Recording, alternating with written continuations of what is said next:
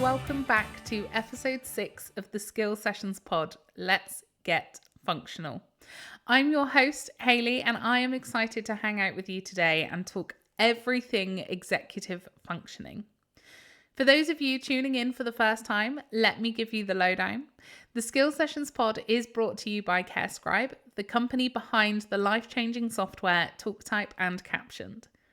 In this podcast, I take the best bits from our monthly skill session webinars and I turn them into around 30 minutes of me reliving the live session, adding context, and creating a podcast all about neurodiversity, disability, and how we can all live our best lives. So who are we? Who are CareScribe? We're an award-winning assistive tech company based in Bristol. We were founded by Dr. Richard Purcell, Tom Cartwright, and Chris Purcell, who are all neurodivergent themselves, along with many of our team. They're super passionate about creating tools that empower neurodivergent and disabled individuals to both work and study independently. We do this through 2 products, Captioned, which is like a super-powered note-taking and captioning tool, making information way more accessible for everyone, and TalkType, the dictation software that literally turns your thoughts into texts. We'll dive into why assistive technology like TalkType is so crucial later. But first, let's get our brains around today's topic, executive functioning. What is it? It sounds so official, doesn't it? But trust me, it is something that we all have to deal with every single day. It's basically your brain's control center. And while it might sound like something out of a sci-fi movie, it's actually the set of mental skills that helps us to plan and focus and remember instructions and juggle multiple tasks and manage our time. Casey Anley was our guest speaker at the original webinar back in June 2024, and she is an educational psychologist. She is passionate about executive functioning and is determined to help spread awareness of how we can better understand and support our brains. At the time of the webinar, Casey was working with Connections in Mind, delivering training for schools and universities, facilitating coach training programs and overseeing their community support program. Connections in Mind is committed to serving the neurodivergent community. They offer training to support people in understanding their brains better so that they can be kinder to themselves and to those around them. I fully recommend checking them out in the description if you are looking for some of that extra support. With those introductions done, it is time for us to get started. Let's hear from the wonderful Casey, who is going to give us a proper introduction. So, what are executive functions? So, if we think about our brain, the little bit right behind our forehead here is what we call the prefrontal cortex. And that's the cognitive processes which reside in the prefrontal cortex of the brain. So these are responsible for the effective, timely execution of tasks. So there's that executive functions, execution of tasks, and really important, the regulation of our emotions and behavior. So how do we know about them? Interestingly enough, scientists have only really discovered that executive functions are cognitive processes and not character flaws in the last 20 years, since they started using MRI scanners, so that we could actually peer into the brain and see what was happening in the brain. So a lot of people, and myself included, there was a lot of negative talk that I would have with myself. I'm just going to be anxious like this all the time. It's just hardwired into my brain.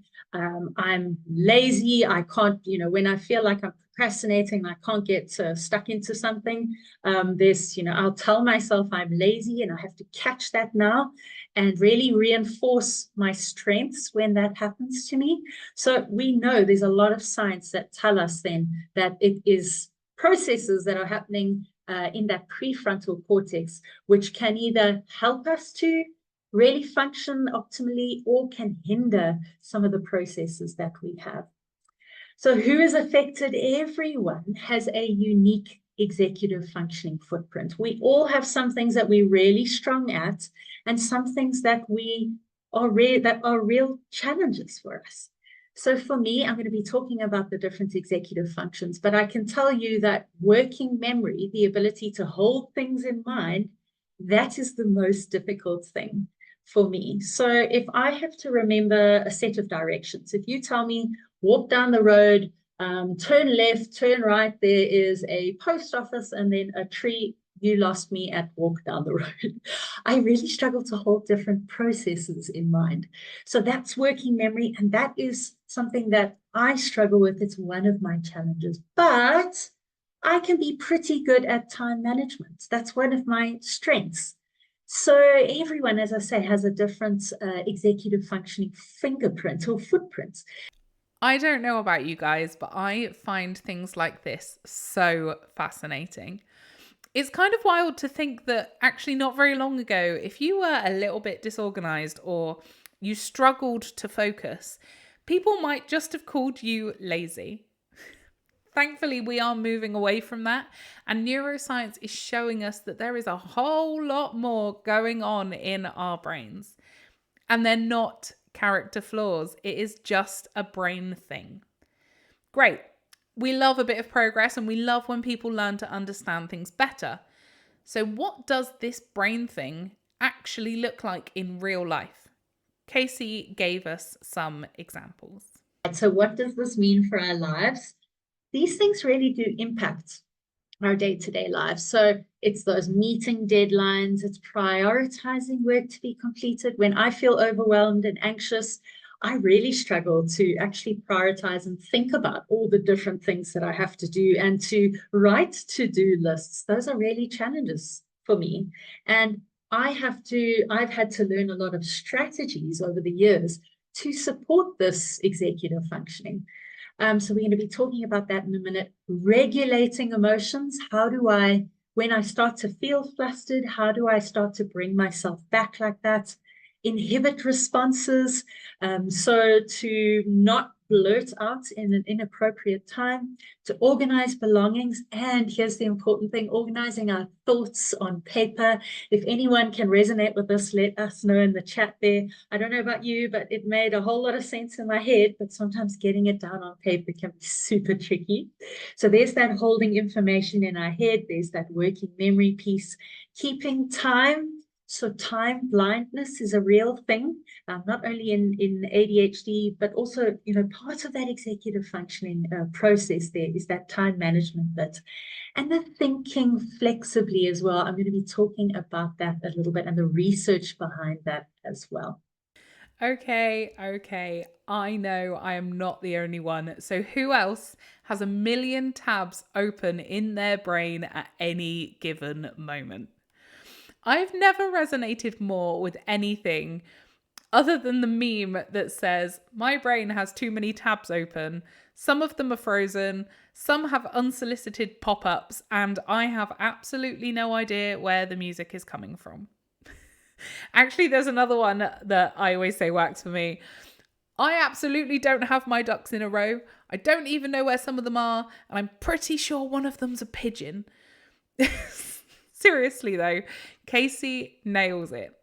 It's not just about being messy or forgetting your keys or your phone.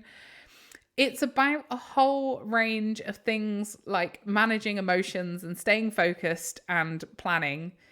Talking about staying focused, I'm now thinking of the song from Britain's Got Talent in 2012 with your keys and your phone. I think we have got a safe space here. And I can share that I have always been the person who starts a million projects or hobbies and interests. And I finish a few. I used to beat myself up about it, thinking that I was being lazy or I just lacked the discipline. But then I started to learn about executive functioning. And during Casey's live session, it was as though a light bulb went off in my head. I realized that it was not a personal failing. It was just how my brain was wired, which again, between me and you, I have always described myself as having slightly dodgy wiring, but I am starting to understand that it is more than that, and actually it's okay. That self-awareness has been huge in helping me find strategies that actually work. Like, I now have maybe 57 different to-do lists on the go, and each one of them is in a random notebook that lives in every different room in the house or a different bag that I own. Yes, I get that that might sound super chaotic, but hey, it works for me because I have written it down. It feels organized. Right, let's explore a little bit further. What are the core brain functions and the executive functioning skills that Casey was mentioning? Okay, so let's dig into things here. So there are three core brain functions. So we like to have a look at these then as separate to our executive functioning skills. So we've got that cognitive flexibility, the ability to be able to pause and to reflect and think about other people's perspectives. So to be able to change our stance and our perspective on different things. Inhibitory controls, to stop and to think about things before we respond. And that working memory part is holding things in mind. So multiple instructions, multiple levels and steps, being able to hold all those different parts. Interestingly, there's a very interesting connection with working memory and maths. And it's only now in my later life, after I finished school, that I have recognized that perhaps one of my struggles with maths was also this working memory challenge, which the more I research it, the more I do see that there can be a connection there. So we've got those three brain processes, and we've got those 11 executive functioning skills. So we spoke about the cognitive flexibility, the working memory, and the inhibitory control part. But then we have a look at that planning and prioritizing. What comes first when we've got so much on our plate? Goal-directed persistence. Keep going so that we keep going towards our goal, even when it gets difficult, even when we get distracted. Organization, being able to organize not only our belongings, our self in space and time, but also our thoughts down on paper. Holding our attention with that sustained attention, managing time. So that also brings in that time blindness that can be just a difficulty with tracking time. The metacognition piece is really important. That self-awareness. How aware are we of these different executive functioning, both strengths and challenges that we have? And that's where the questionnaire is really helpful. You'll find that on page 1 of that handout that I've shared there, that the team has shared. We've also got that emotional regulation piece. And then being able to start a task. There comes our lovely procrastination piece there. Okay, please stay with me here because I know that this is so much info to try to take in. Please, please go and take a break or replay it if you need to. Don't worry, I am not expecting you to memorize this whole session. The big takeaway is that executive functioning is this complex web of interconnected skills. And everyone's web, just like a spider, is completely unique. We all have our strengths and our weaknesses, and it is perfectly okay. Let's zoom in on how executive functioning relates to neurodiversity. Casey gave us some really important insights, especially when it came to ADHD. So if we have a look at a little bit of the neuroscience here, so we are a really big fan of Russell Barkley's work. So he is a professor at South Carolina in Charleston, and he speaks about ADHD as being a self-regulation deficit disorder, so a difficulty with regulating ourselves. And this is the part that really interests me. It's also an executive functioning deficit disorder. Because when you start to think about it, all of those symptoms then of ADHD, you can actually start to see their connections there with our executive functions. So Russell Barkley then talks about, to deal with the problems that ADHD creates, we also need to understand that it involves executive functioning deficits and strengths, and that such deficits can be compensated for by two things. Modifying the environment, and that's where the support comes in, as well as making other accommodations to buttress and facilitate the individual's use of their own self-control. So really, it is about providing people and providing ourselves with some of those accommodations, the support that we really need to not only support our executive functioning skills, but also to build on them as well. Talk about hitting the nail on the head. It is about modifying environments and providing support. This is where you will always hear me advocate for assistive technology. Like the tools that CareScribe creates, they can be life-changing for everyone. They are not just about making things easier, they are about empowering individuals to thrive. I say it every time. But ADHD isn't the only neurodivergent condition linked to executive functioning. Casey also sheds light on its connection to dyslexia. So dyslexia, interesting links there. We've got Horowitz and Krauss 2019 research that's coming out there. That's just briefly, just a synopsis there.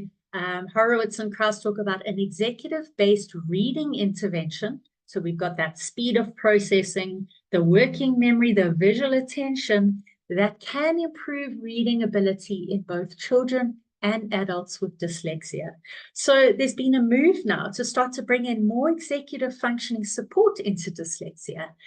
So they also talk about the role of executive functioning in reading may have future implications for diagnosing dyslexia and improving intervention therapy. So we get so excited when we see that the research is demonstrating what we already know, is that executive functions are behind a lot of what we are seeing in our clients and our students. This is such an important area of research. By understanding the link between executive functioning and dyslexia, we can develop even better ways to support people. And again, assistive tech can play such a huge role in this. I'm going to introduce you quickly to David Edwards, a freelance AT trainer with dyslexia and dyspraxia, who has over 16 years of experience training over 2,000 people on more than 50 different types of AT software, including TalkType. Here is what David had to say. It increases people's productivity, it empowers that person. My job role is I'm a freelance trainer on assistive technology. I'm dyslexic and dyspraxic, and the vast majority of clients and students who I help have the same disposition as myself.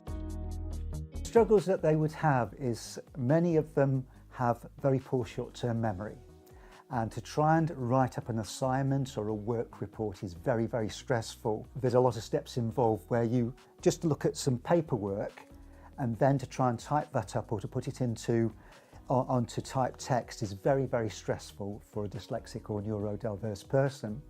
Now with TalkType, you have to be relatively articulate to use it, and many neurodiverse people are extremely articulate. So you're using your neurodiverse strengths of being a good communicator and using the TalkType software. The responses of some of the people I've trained has been, wow, it's so easy to use. There are other products out there which are very good, but they have a steeper learning curve.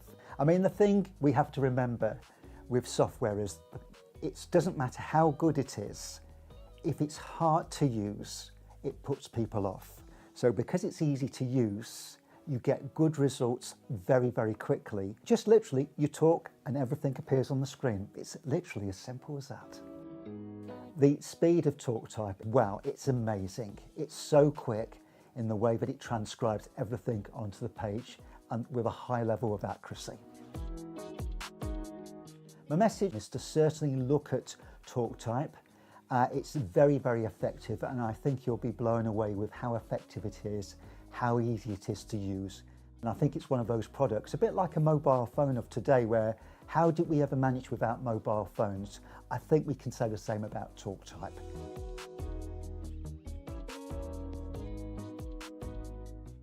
I think David's story is incredible, and what a glowing review. So, time for some really good news. Our brains are super adaptable. Casey is going to tell us about neuroplasticity and how we can actually strengthen those executive function pathways. The really good thing about this is we can all change our brains. There's a lot of science. There's science that comes out of UCL. There's Dr. Philippa Lally, who talks about 60 iterations of something for it to become a habit. So 60 times we do something, that it's going to start to become more natural. So if we were to use, let's say, a phone reminder on our phone to go and get up and go for that run, let's say, after 60 times, it's starting to get into our conscious, so that we get up and we think, actually, I'm going to go for a run, before our phone even starts to give us that reminder. So the research, again, we can actually strengthen those neural pathways so that the signal to the brain can get there so much quicker. So really, really interesting when we look at the neuroplasticity. We've got some wonderful neuroplasticity. Aha! Did you hear that? We can train our brains. And no, it is not always easy, but it is possible. And that idea of 60 iterations, I love that. 60 iterations to form a habit. It's like, don't get discouraged if you forget your keys for the 59th time. 60th time's a charm. Also, can we just take a moment to appreciate the word neuroplasticity? I'm not going to tell you how many edits it's taken me to get this clip right. What a word, though, because neuroplasticity, I really love that. Anyway, we are covering so much today. I want us to get practical. Casey is going to share one of her favorite strategies for planning and prioritizing. So what can be done, and I did promise you that I was going to show you a strategy. This is one of my favorite strategies for planning and prioritizing. So this is just one of the things that we have a look at when we support our own clients, that we teach in our coach training, which I'll talk about in a moment. So that sense, I always have a look at the 3 checklists when we're working on planning and prioritizing. Overwhelm. Is there a sense of overwhelm? I can't even start my work with my clients if they're feeling overwhelmed, because remember, it takes 20 minutes to get our brain back online, our prefrontal cortex back online, so that we can think with our rational brain. So I do a lot of regulation activities with my clients first. I have a look, is there perfectionism? Is there people pleasing going on? And I like to spend some time investigating that first. Then if I find, okay, right, let's get to the crux of the matter. If there's too much on, or it's unclear, we don't really know about deadlines or how to start, now we can get working. All right. I always have a stack of paper plates in my office, and I often just show this image with my clients as well. And I ask them, what is on your plate? And literally they just brainstorm. We brainstorm together. I can ask some guiding questions, and we put everything on this paper plate for. So what is on your paper plate? And you can see often people have this moment of, oh my goodness, okay, all right, I can see there's a lot going on, but now we're going to construct a plan. This is my favorite thing to do, and there are lots of technology apps and things that you can use. This is basically, the formal name is a Kanban board. I'll go ahead and quickly drop that into the chat there. That is let me write that, a Kanban board. So I've just popped that spelling there into the chat. So a Kanban board, I like to call it a to-do, doing, done board, because that's what it does on the tin. So what we do then is we take all of our things on our plate, we write them on sticky notes, and we shove them onto the to-do list. We may even find, as we're writing on them, how important are these? Can we maybe delegate some of these? Do they need to go on our to-do list? Can we edit them at this point? Then you can see this person's actually used different color sticky notes to highlight what is work or study. What are some of the, maybe the personal things, maybe the personal goals. So you can see we just throw everything on the to-do part. Then here's the trick. You are only allowed to put over 2 of those sticky notes into your second column, because we all have the tendency to try and do too much at one time. But if you can focus on getting those things done first, then you move them over to the done part, and only then can you move something over back from your to-do into the doing. And I love that at the end of the day, I can actually see all of the things that I've been able to achieve in my done column. That to me is so important and really, really helpful, not only for my self-esteem, my confidence, but I can also have a look at what of my strategies are working well. That 3 checklist strategy is fab. I am a big fan of anything that is going to bring a little bit of order to the chaos of my brain. And that Kanban board idea is genius. I'm going to have to go and get myself some sticky notes and give that a try. Now, before I bring this episode to an end, I want to look at something else that Casey covered that was super important. Emotional regulation. In the webinar, Casey used a really helpful visual tool called the hand model of the brain. And she alluded to it at the start of that last clip, but it was developed by Dan Siegel. And since you can't see this because it's a podcast, I'm going to do my best to describe it because I honestly found it so useful. I will pre-warn you that if this attempt at describing it does not go to plan, please go and check out the full webinar on our website, or it's also on our YouTube channel. Skill Sessions Executive Functioning 101, because this honestly was one of my favorite bits of Casey's session. I want us to all do it together, unless you're driving a car or you're operating machinery or it's not safe. If it's safe to do so, please feel free to join in. Otherwise, keep imagining. Hold up your hand, or imagine holding up your hand. Your wrist is like your spinal cord. Now make a fist with your thumb tucked inside. The back of your knuckles represents your prefrontal cortex. That's the part of your brain responsible for thinking and planning and making good decisions. Think of it like the brain's air traffic controller. Your thumb tucked inside of your fist is your amygdala. It was mentioned earlier. That is the brain's alarm system. It's always on the lookout for threats. It's designed to react quickly, sometimes before we've even had time to actually think. I mean, my brain can't figure out whether there's a difference between a phone call coming in or a lion coming straight for me. But when everything is working smoothly, your thinking brain, or your knuckles, your prefrontal cortex, is in charge. It's keeping that alarm system, your amygdala, your thumb, regulated. But when we experience a strong emotion like fear or anger, it's like your alarm system takes over. Imagine that your fingers are folded down over your thumb and then they suddenly straighten out, leaving your thumb fully exposed. Casey calls this flipping your lid. When that happens, it is so much harder for your thinking brain, your knuckles, to do its job of protecting. We become more reactive, and those executive functioning skills that we talked about earlier just go offline. The really important takeaway is that it takes time for our brains to recover from the flipped lid state. Casey mentions that it takes 20 minutes for our nervous system to calm down so that our prefrontal cortex can come back online. That's why it is so important to be patient with ourselves and with others when we get upset. It's not about willpower, it is brain biology. The connection between chronic stress, trauma, and this is also important.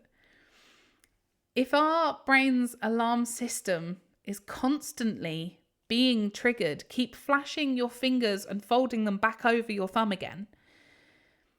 But it can actually change the way that our brain develops. This highlights how crucial it is to create safe, supportive environments, especially for children, to help them develop healthy emotional regulation skills. Again, I really recommend going to check out the full webinar on YouTube to see how Casey fully explains this portion of the session, because it was so eye-opening for me to learn about the differences that we see in children's brain scans and the development of the amygdala in children who experience trauma compared to those who don't. Anyway, that does bring us to the end of today's episode already. I hope you have found it as insightful and hopefully you have learned something new. Remember, executive functioning is a journey. It is not a destination. We are all learning and we're growing, and that is perfectly okay. Massive thank you to Casey Anley for sharing her expertise. And if you want to learn more about CareScribe or our assistive technology, please check out the bio and book yourself a demo with one of our team. Remember to review the episode if you have a second and let me know what you think. Also, please don't forget to subscribe to the Skill Sessions pod so that you don't miss any of our future episodes. Until next time, keep the brain of yours happy and healthy. Thank you so much for joining me and for listening. Goodbye for now.